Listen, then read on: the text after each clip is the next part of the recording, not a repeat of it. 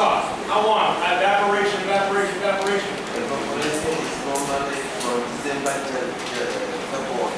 Get out of it, Dennis. Then why don't you have 3 crops a year? In this scenario, the soil is still wet, pretty much. Are you kidding me? With that sun up by the Sahel? If that's the case, I'm moving. There. Wow, really? Tell me honestly, when does you even know? Maybe you don't know.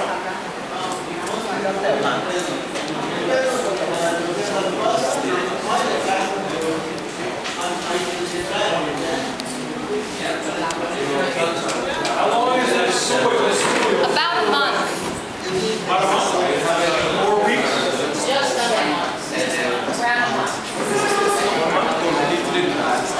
1 month. Yeah, I want to be really honest here, but if it's 4 months, I'm moving to your town, baby. That's amazing.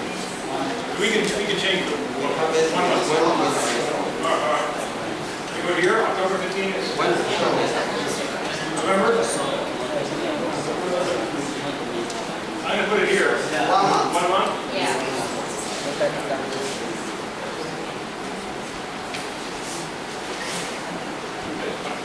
And then it's dry.